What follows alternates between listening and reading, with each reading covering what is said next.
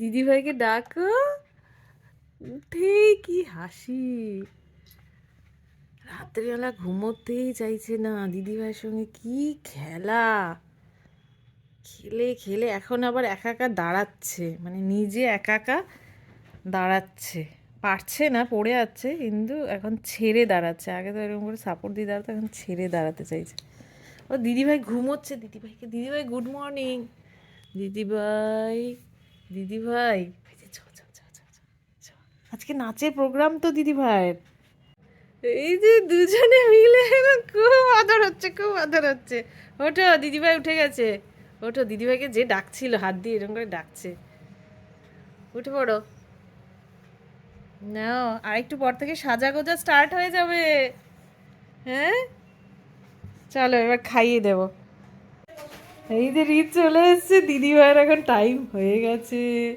দিদিভাই এখন রেডি হচ্ছে, চলে এসছে। দেখি দেখি দিদিভাইকে দেখি। চলো চলো, ও নতুন নিচে এসছে, নতুন ঘর দেখেছে, দেখে যাচ্ছে। আগেও এসছে কিন্তু মনে নেই। দেখ না, নতুন ঘর দেখলে একদম তাকাতে থাকে, এদিক ওইদিক এদিক ওদিক। এই যে দিদিভাই, ওই দেখ দিদিভাই সাজছে, বসে গেছে। কিসের জন্য আরাম পেলি রে? ওরা দিদিভাই খোপা করবি? হুম। এই যে আরেকজন ভাইও চলে এসছে, ভাইও ভীষণ এক্সাইটেড। কি রে, ছোট ভাই দেখছে গার্ডেন লাগতো তো বাবু। এখন প্রচন্ড বিজি। ওরে সব তুমি করতে হবে। এখানে নিচের ঘরে একটা বড় আয়না করে দিয়েছে, এটাই খুব ভালো হয়েছে। এখানে সাজা গোজা খুব ভালো হয়েছে। কিন্তু খোপা হচ্ছে, হ্যাঁ ছোট চুলে, তাও দিদিভাই ভালোই ম্যানেজ করেছে। হয়ে গেছে খোপা। বাইরে দিকে চুলগুলো হুম।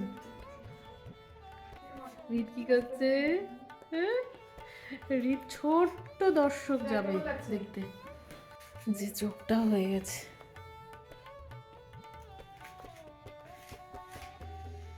দিদিভাই খুব সুন্দর করে চোখটা। রিতের ঘুম পেয়ে গেছে, ওকে ঘুম পাড়ায়। ওর কি হাসি,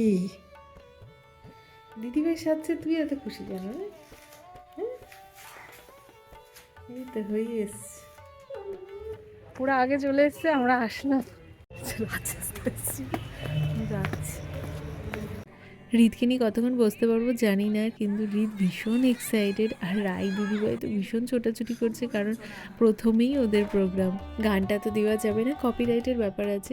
তো ওরা খুব সুন্দর নেচেছিল, তো কিছু কিছু ক্লিপ তোমাদের সঙ্গে শেয়ার করছি।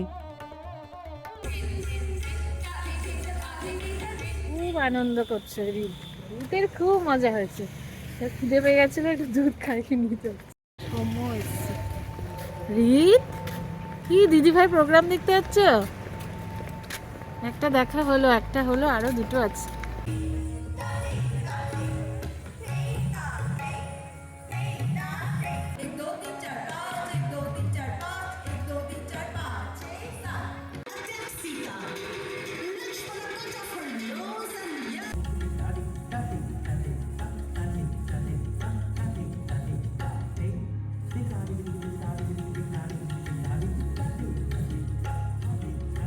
রাই দিদিভাইয়ের প্রোগ্রাম শেষ, কিন্তু ভেতরে অন্যদের প্রোগ্রাম চলছে, কিন্তু আর থাকা যাবে না, কারণ রিত আর থাকতে দিচ্ছে না।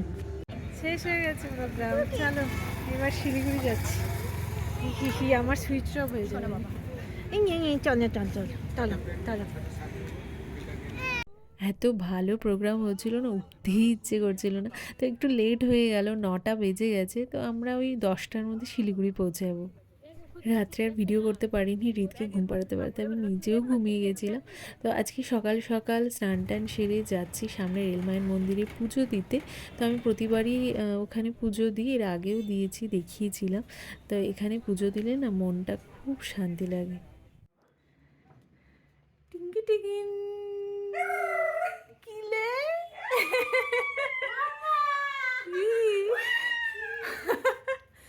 কই কি হয়েছে? ওরে বাবারে, কই দিদিভাই, কই দিদিভাই, দিদিভাই কই দিদিভাই? তাই তাই, হ্যাঁ এই যে দিদিভাই। কি করছিস দিদিভাই? কি অনেকক্ষণ পর ও টিপ টিপ টিপ টিপ দেখে তুই খুশি হচ্ছিস? আমরা আবার একসাথে হয়ে গেছি, আবার একসাথে হয়েছি। ভাই ঘুমাচ্ছে, ভাই ঘুমিয়ে পড়েছে।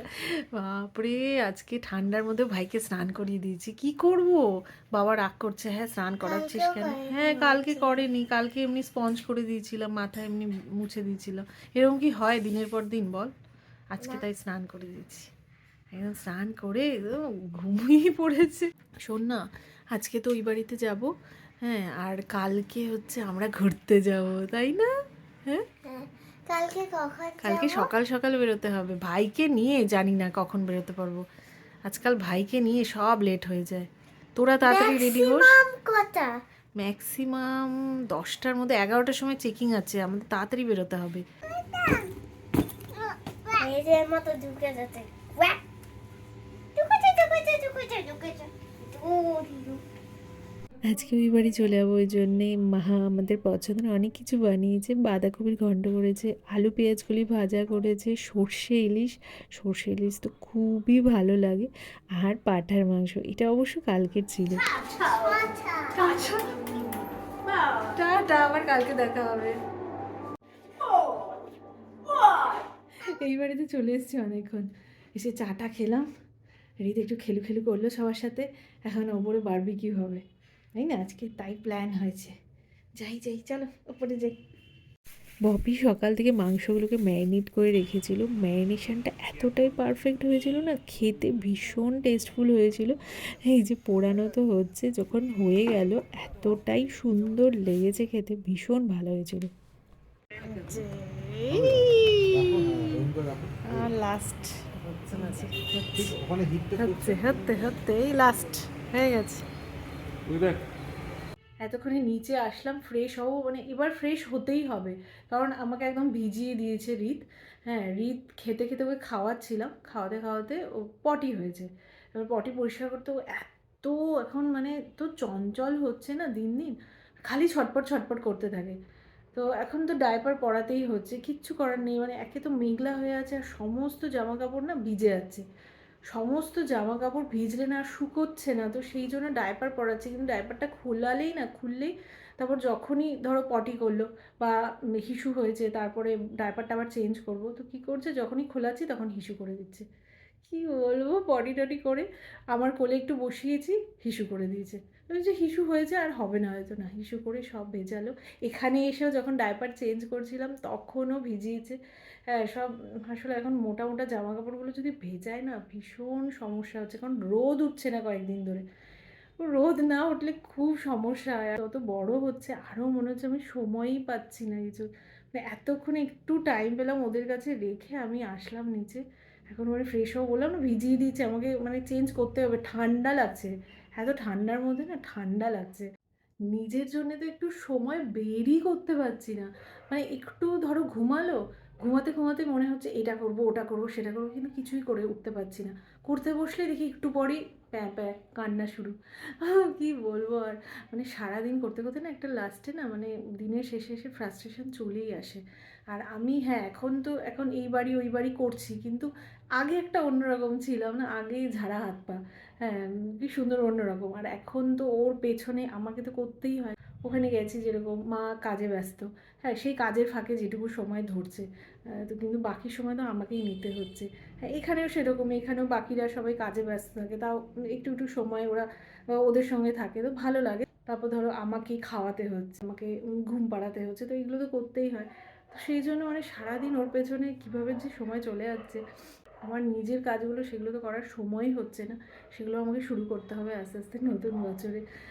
সব চেষ্টা করব, এবার সময় বের করতেই হবে, কারণ এর মধ্যেই সময় অ্যাডজাস্ট করতেই হবে। আর কলকাতা যাওয়ার আমাদের আর বেশি দিন নেই, কলকাতা যাব আগে, সৌম্য যাবে, যে সব ঠিকঠাক করবে। হ্যাঁ ঘরটরগুলো কীরকম হয়ে আছে সব ঠিকঠাক করবে, তারপর আমরা যাব। হ্যাঁ এখানে তো মিস করবো, এখানে এত লোকজনের মধ্যে রিত খুব ভালো ছিল। হ্যাঁ একজন বলছিলে যে রিদি তো খুব ভালো আছে। হ্যাঁ এখানে এত লোকজনের মধ্যে খুব ভালো মজায় কেটেছে ওর। ওখানে গেলে আরেক রকম হবে, ওখানে হয়তো লোকজন একটু কম পাবে, কিন্তু যেতে তো হবেই, কিছু করার নেই। তো দেখা যাক, কালকে আবার আমাদের বাইরে যাওয়া আছে, হ্যাঁ, সেই ব্যাগ প্যাক করতে হবে। কালকে বাইরে যাব সবাই মিলে। বাইরে বলতে মানে কাছাকাছি, খুব একটা দূর না। কোথায় যাব সেটাও মানে যে ডিটেলস নেওয়া সেটাও আমার মানে সময় হয়নি।